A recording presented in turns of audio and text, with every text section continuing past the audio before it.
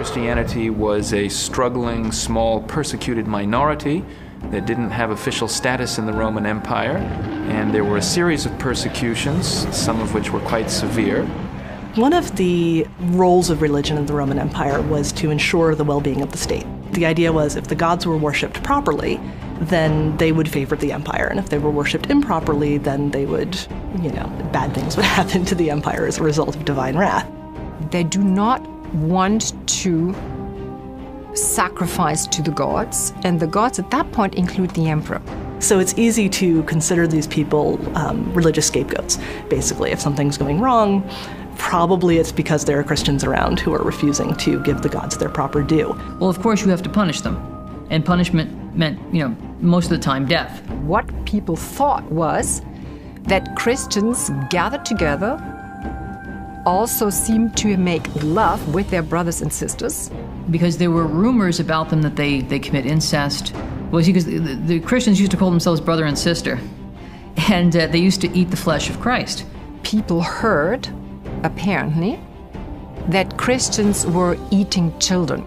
So when pagans heard about this, they thought the worst, right? They assumed the worst. Christians are progressively stripped of their civil offices, their military offices.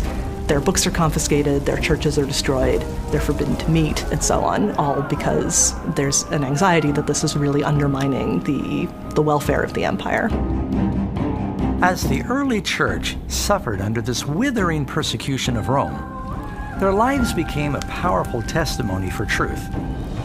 While the pagans lived in constant superstitious fear, these Christians faced torture and death with a supernatural peace.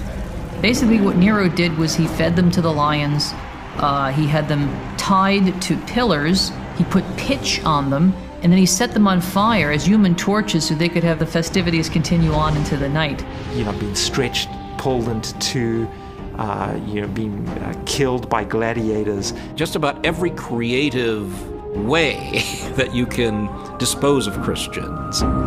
When facing the painful end of their lives, they often sang and rejoiced. As thousands of Christians paid the ultimate price for their faith, their dying prayers and blood essentially became seed for the new church. People are so enthralled by how these Christians are dying that immediately, the reaction is, sign me up. And so the Christians spread like wildfire. The more you killed them, the more they stood for their faith. Now, it is true, and I think it has to be emphasized, that the early church spreads despite the very concerted attempts at repression of extremely autocratic and powerful emperors who set themselves very firmly against the Christians, and yet the early church survives. Tertullian argues, whenever something goes wrong, whenever there's a famine, or whenever there's an illness, a pestilence that sweeps through, everybody says, the Christians to the lion. And then he says snidely, as if so many could be fed to so few. And his point is that you can't destroy us all. During this time of exponential growth, Christians all across the Roman Empire quite literally went underground. This labyrinth of tunnels and chambers beneath the Roman cities became known as the Catacombs. Now, the catacombs are important to understand. First, many people imagine that there are caves naturally under Rome, and the Christians simply went into them. The catacombs, almost without exception, are not natural caves.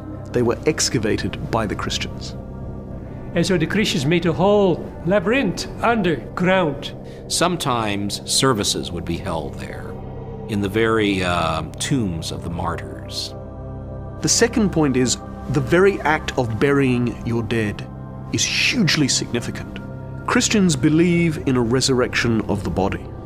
Now, of course, that belief has shifted and changed over the centuries, but from all we understand, early Christians believed that they would be resurrected in that actual bodily form, and therefore they chose to bury their dead, not to cremate them. Therefore, if you are seen to be burying your dead, especially at times when there are intense waves of persecution, you're more or less saying to the police, come and investigate me, I may well be a Christian.